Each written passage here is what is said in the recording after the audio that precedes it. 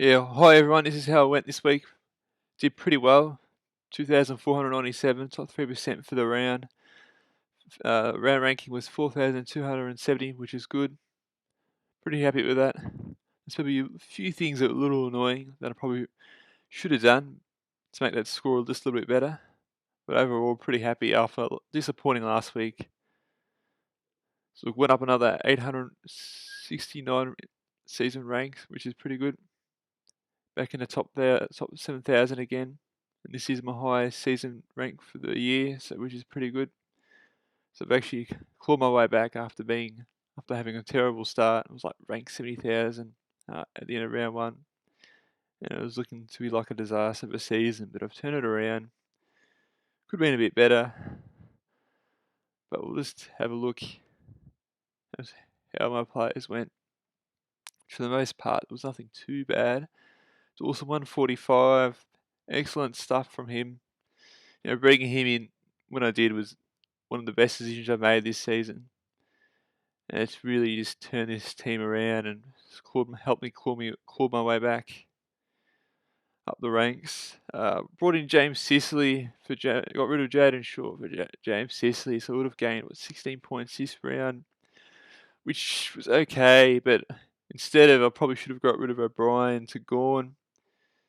But I've always got that concern with Gawn with Luke Jackson stealing his points. This round it didn't really have a big impact, and I would have probably gained another extra 50-something points with having gone over O'Brien, but I would have done another transfer. I would have probably got like another 30 or 40 points instead, which isn't a big deal. It probably doesn't matter as much now, but look, I'm probably not going to go up too much higher in the ranks anyway.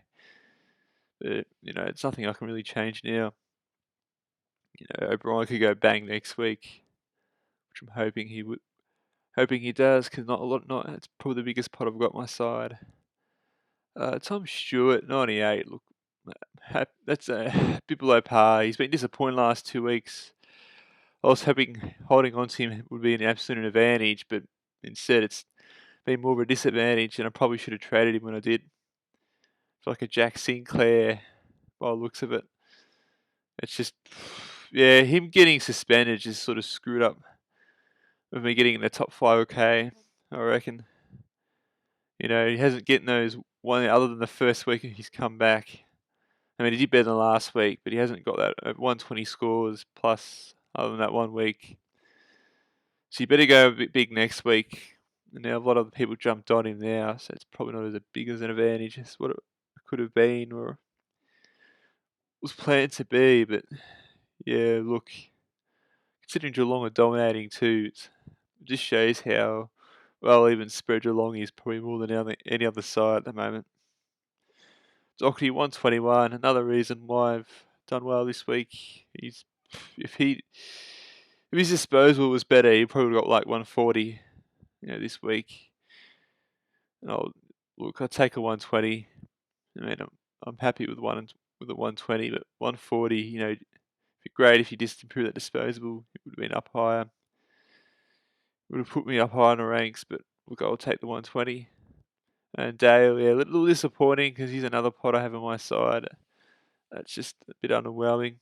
The last few weeks, he's not as consistent as he was since I brought him in. He has been a bit disappointing, to be honest. He's had a few okay weeks.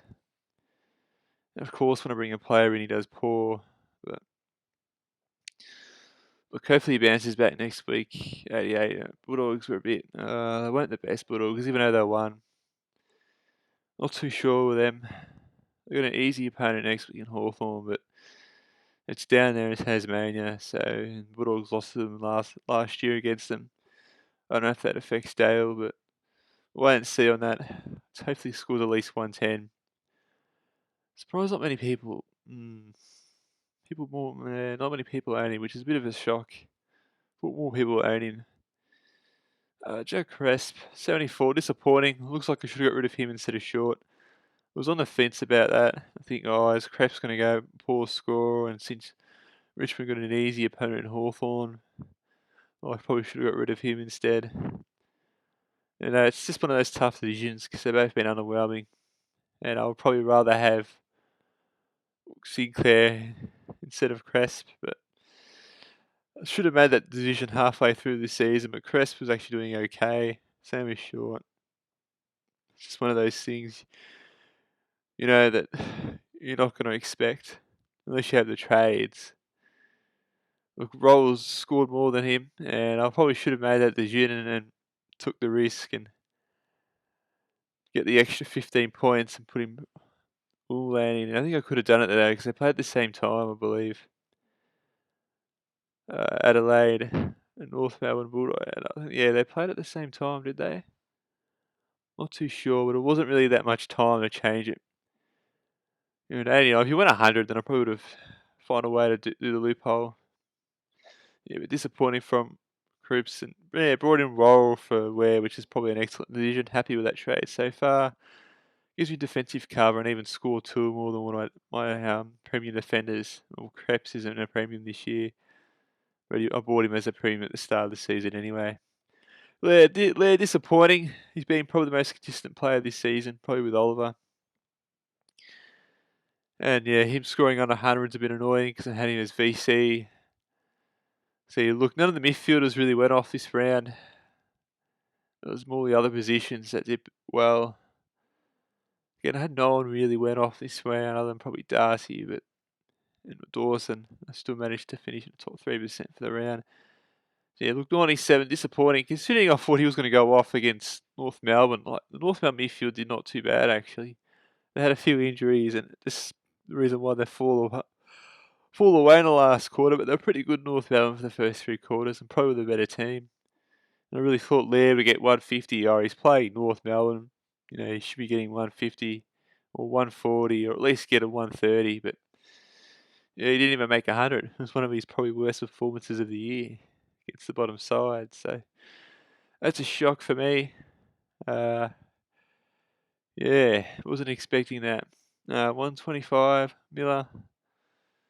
Yeah, this is standard score from Miller. Not too hot, not too cold. They did play a tough opponent in Geelong, but he stepped up and did his usual stuff. Gold Coast were a bit disappointing. I knew it was going to be a tough game, but I thought they'll at least keep like a 5-goal loss, not like a 10-goal loss. Thought they were better than that. Oliver, 126, and he was flying at quarter time, and he sort of dropped off a bit after that, and just, okay score, but I was happy for the 150. But not to be, and still scored more other than Mills. He still scored more than any other midfielders I have here, so which is interesting. No one really scored that well, and Neil 76 is probably very disappointing from a player that everyone has in their side. I think he's probably the most selected players, so him getting a 76 is pretty poor, even though Brisbane won. A few of the other players stepped up, which is good for the Lions. They weren't particularly good in the second half, and probably if it wasn't for their finishing, they might have lost that game. Mills 128, yeah, good score from Mills. Happy with that. Played a good game. It was one of the major reasons why Sydney won by about 5 goals in the end. And look, good performance from Mills. Happy with that. Cripps 117. It was good for like 3 quarters, and I think he dropped off a bit in the last quarter. Sort of like Oliver a bit. 117. Look, he probably shouldn't have been playing, to be honest. There's a lot of drama around him throughout the week, and it's probably lucky to be playing. Look, we'll take it, but yeah, he probably shouldn't have been playing. I mean, today he scored all right, above his season average. He's performed a bit better in the last month. If he hopped off Steele, Cripps, he'd probably be a bit annoyed because Steele, he's dropped off. He had a terrible game, and Walsh had a pretty ordinary game too. I think Petrarch had an ordinary game too. So yeah, look, okay from Cripps. Brayshaw average, but he did better than Petrarch and Walsh, which is around his price point. And Merritt as well, I believe, too, which is probably another reason why I did all right this week, because I didn't have any of those few other Merritt or Walsh Petrarca for a variety of reasons. And just they're not as consistent as what they were in previous years. And look, 106 from Brayshaw. I mean, considering playing West Coast, I thought he'd get 130. I had him as captain all week, and I decided to change it with Oliver, and I was thinking, oh, this is a great move at quarter time, but we're going to have been the right decision, but it wasn't really by an absolute mile. And I thought Brayshaw would do a lot better this week, considering they're playing West Coast. I mean, West Coast made a murder, but for his accuracy, let them down. They should have won by more, which probably killed their percentage. They need to have that percentage boost. So I don't think it's going to matter anymore. The miles behind percentage to try and make that top four. Can they still make top four? I'm not too sure. It's going to be difficult now. Don't think they can. McRae, 114. Okay, this is standard score for McRae. Not too hot, not too cold. It's probably been a bit disappointing this second half of the season. But a lot of people own him anyway. Mitch Owens, 57 as an emergency is okay. Happy with that. And Greg Clark, 6, not good enough. I think it was his emergency. Yeah, he was. So can't really do anything about that. If you got rid of him when he was at 230 or 240k, you'd be happy. And you got Riola here, 69, another decent score for an emergency player. So if you had him as an emergency loophole, you would have been happy with that. So I'm pretty happy with the cover I've got here now. In terms of the rucks, Darcy, outstanding stuff from Darcy. Excellent score. It was what we wanted, what we've been expecting this season. He's only gone above 150 once prior than playing West Coast this round. I think it was against North Melbourne. I can't remember. There was one week where he got 168, I'm pretty sure, around about that. And this week he was near that with 155, which was the sort of score we were hoping. So look, hope he does well next year, because I might have to pick him next year. Really depends on Luke Jackson if he goes to Freo. Otherwise, I probably won't. And it's going to be tough for the Rucks next year. Because if Luke Jackson leaves Melbourne, then I might probably have to start going. I have to wait on that. Because it also Marshall as well as another player I've got my eye on too. If Ryder retires, which I reckon he might. His body just doesn't seem to be holding up. Anyway, that's nothing really to do with my team this year. So yeah, 155 from Darcy, happy with that. And Rory O'Brien, but disappointing. Should have traded him out for Hagorn in hindsight, and I should have thought, oh, look, I thought he would go big this week. They're playing North Melbourne, although they do have a decent rucking options with Goldstein, I guess. That's one of the North Melbourne strengths, is their ruck. Look, I mean, hopefully O'Brien bounces back. They play Port Adelaide next week. There's a weaker ruckman. Hopefully he dominates. And Tinkle didn't play, so yeah, which is a bit disappointing. Which cover, hopefully none of the ruckmen have any injury problems this week. Which the only ruckman I'm worried about is O'Brien. Should have got rid of him for Gorn this round instead of doing the short to Sicily trade, but that could have been another huge differential too. So you're not too sure with these things. Bontempelli 100. Yeah, it wasn't too crash shot. Wasn't the worst either. It's just standard score. Same with Parker, just your standard score. He hasn't really lit the world on fire for a while, but he hasn't really dropped the ball for a while either. And Dunkley, yeah, dropped off a bit this week. No, and he just a little disappointing. I'm not going to talk too much about him because everyone has him. Heaney, 109. Happy with Heaney in the last month. He's actually done pretty well, and same with Sydney. So it looks like as Sydney does well, same as Heaney, he does well. Which is the reason why he's done well and has helped my side go up the ranks a bit. English, 88. A little disappointing from English. Didn't think he played that bad, but he's coming back from an injury. So I'm not going to expect him to go lit the world on fire like he did at the start of the season. He might be an excellent option next season there for Ruck. Might be a great option. Him and probably, maybe Gorn or Darcy, I would think. It's going to be tough next year on Marshall. Really depends if they're forward ruck or they're just ruckman as well. Will Brody, 104. So bounce back Brody after a couple disappointing previous weeks. A lot of people have him, so it's not a big deal. And then we got Curtis, which is an excellent score for a rookie sub. So happy with the cover.